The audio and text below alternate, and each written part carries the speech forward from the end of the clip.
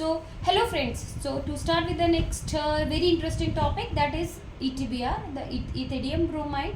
In the molecular laboratory, whenever you have to visualize your genomic DNA or RNA molecules or PCR products, you will like to use ethidium bromide.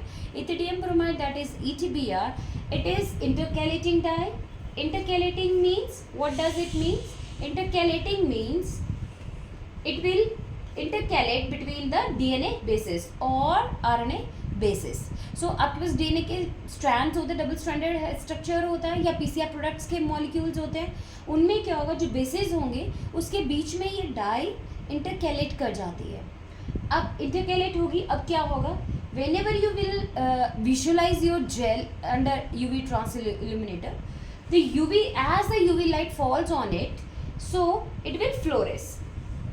It will fluoresce and gives a red color bands of any PCR product or DNA molecule or RNA molecules.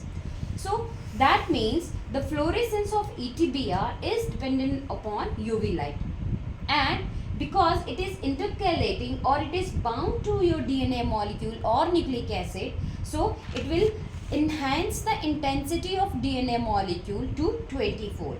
How much fold?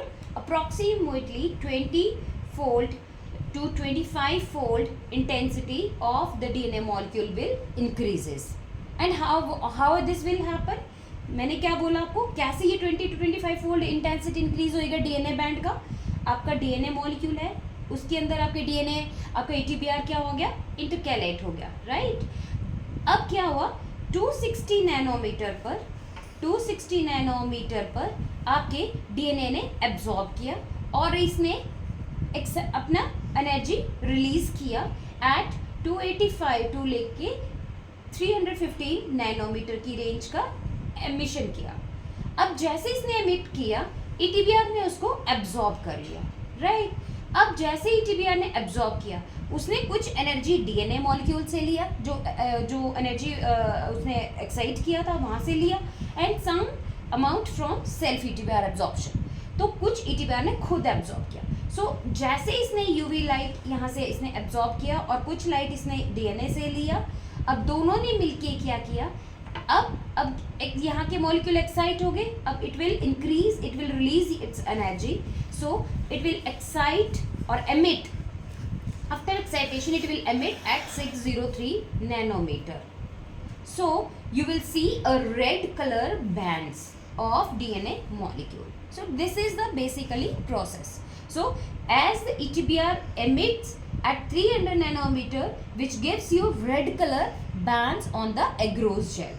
So but nowadays, because of many problems with the ETBR, like it is mutagenic, it is teratogenic, it is having carcinogenic effect, this dye is replaced by many other fluorescent dyes like gel red and many other, which are used to visualize the DNA molecules or PCR product on the agarose gel.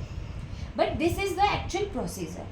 Now the fourth point, very interesting point, is as you see your gel on the gel, as soon as you have finished your running and you have left your gel, आपने क्या किया, आपने jail बनाया, देखा, load किया, चलाया, देखा, और then you have left your gel for some time. जब आप उसको छोड़ देते हो, after some time the sharpness of the band, जैसे ये डीएनए के बिल्कुल शार्प बैंड आपने विजुअलाइज किए, after some time they will diffuse, you will get very hazy band. So क्यों वो डिफ्यूज कर जाते हैं? This effect is known as photo bleaching. And photo bleaching में क्या होगा, the intensity, the fluorescence intensity of EtBr gets reduced with the time. क्यों reduce करेगा? बिकॉज ईटीबीआर जो है वो डीएनए के जो जहाँ पे वो स्टैक के बीच में इंटरकैलेट हुई थी वहाँ से निकलना शुरू हो जाती है. That means dissociation of EtBr from the DNA strands. So जैसे जैसे वो ईटीबीआर वहाँ से निकलना शुरू हो जाएगा, आपका जो बैंड इंटेंसिटी है it will get diffused, you will see diffused band और the fluorescence intensity decreases, right. So this is the fourth very important point about the ETBR. The fifth important point about the ETBR is how to inactivate the ETBR. So ETBR is inactivation, मतलब आपको ETBR को inactivate करना है. So how you will do? The ETBR is active compound, you have to convert it into inactive form, that is 2-carboxybenzophenone. So 2-carboxybenzophenone, 2-carboxybenzophenone, this is your inactive compound. अब आपने ETBR को inactive form में, इसको inactive form में लेके आना है. So कैसे convert करोगे आप? Suppose if you have ETBR solution, so आप उस solution को bleaching powder के साथ mix करेंगे and bleaching powder और bleaching solution के साथ आप उसको mix करेंगे. So bleaching solution आपने prepare करना है और उस solution जो ETBR का जो solution है उसको bleaching powder के solution के साथ mix करना है. और जब आप उसके साथ उसको mix करेंगे तो you have to left it for some time. So जो bleaching है इसको किस में convert कर देगी? Some inactive compounds, right?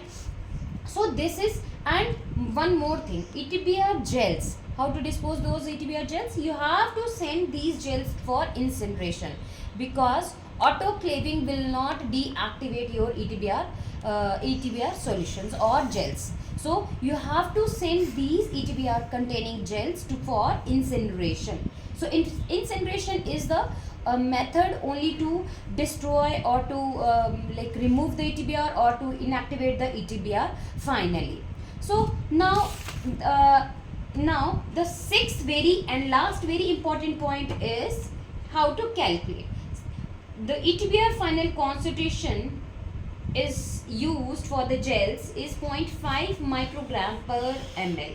This is your final concentration. It should be prepared or added to the solution in a such way that you have to add only 0.5 microgram per ml to maximum 1 microgram per ml in the gel. You should not use more than that. So how to prepare? So some laboratories what they do, कुछ laboratories क्या करेंगी? कुछ laboratory 5 milligram per ml का stock बनाएंगी और कुछ laboratories 10 milligram per ml का stock बनाती हैं. दोनों ही स्टॉक्स जो हैं वो लैब्स में यूज़ होते हैं, राइट? सो दोनों ही लैब्स में यूज़ होते हैं. अब आपने क्या करना है? How to make 5 milligram. Suppose मैंने ETBR का बॉटल परचेज किया. Company people they have provide me 1 gram of ETBR powder form. They have given me powder form में. तो आप इसको कैसे बनाओगे? सो how much water you have to dissolve because ETBR is water soluble. So आपको उसका एक solution बनाना है so that आप उसमें से कुछ अमाउंट उठा सको और अपना जेल और बफर में डाल सको. So अगर आपके पास कंपनी वालों ने क्या दे दिया? Company people they have given you 1 gram bottle. अगर आप वेइंग बैलेंस पे जाओगे तो आपको 100 मिलीग्राम, 200 मिलीग्राम, 10 मिलीग्राम और उसका सोल्यूशन बनाना very difficult. So you have to dissolve in one go. So what you will do? 1 gram means 1000 milligram. आपके पास 1 ग्राम का क्या मतलब है? आपके पास 1000 मिलीग्राम. तो 1000 मिलीग्राम में आप कितना वाटर आप उसमें ऐड करोगे कि आपकी जो फाइनल कॉन्सेंट्रेशन है वो कितनी आ जाए? 5 milligram per ml. Suppose if my laboratory is using 5 milligram per ml. सो आपका 1000 मिलीग्राम में आप कितना वाटर डालोगे कि आपके पास फाइनल कॉन्सेंट्रेशन कितनी आ जाए सॉल्यूशन की, उस स्टॉक की? 5 मिलीग्राम पर ml. तो the calculation is very very simple. So if you add 1000 milligram, if you to that solution, if you add directly 200 ml of water, you will get 5 milligram per ml. Got it? नहीं समझ आया है ना? तो simply हम क्या करेंगे, आपका 1000 से सीधा 200 से आप 1000 को डिवाइड करोगे तो आपका कितना आएगा? 5 टाइम्स. तो यहाँ पे क्या बन गया? 5 मिलीग्राम. और वाटर यहाँ से कितना आ जाएगा? पर ml. That is equivalent to 5 milligram per ml. Right? अब मैं आपको बोलूँ next calculation is very simple. अगर मैं बोलूँ कि मेरे पास कंपनी वालों ने मुझे सिर्फ 500 500 मिलीग्राम दिया है, तो कैसे कैलकुलेशन होएगा? अगर आपके पास कंपनी वालों ने 500 मिलीग्राम दिया है तो आप कितने में डिसॉल्व करोगे? कितने में डिसॉल्व करोगे? बिकॉज ये 200 में है तो ये कितने में आ जाएगा? 100 ml में। कितना आ जाएगा? 500 डिवाइडेड बाय 100, दैट मीन्स 5, तो 5 मिलीग्राम पर ml। ठीक है। अगर कंपनी वालों ने आपको 100 मिलीग्राम दिया है, third is 100 milligram, 100 milligram, so how much amount you have to add? कितना में आ जाएगा? 20 में, 20 ml में। तो कितना आ जाएगा? 5 मिलीग्राम यहाँ से आ जाएगा और ये कितना बन जाएगा? 1 ml। Like that you can calculate the how to make 5 milligram per ml stock of ETBR और 10 milligram per ml of ETBR stock. So this is very simple calculation. If you will face any problem while calculating this, then you can write to me, you can comment to me. This is very important to understand, and please like, share and subscribe, because most of the people they should know how to prepare the ETBR solution, working solution for molecular laboratory. Thank you.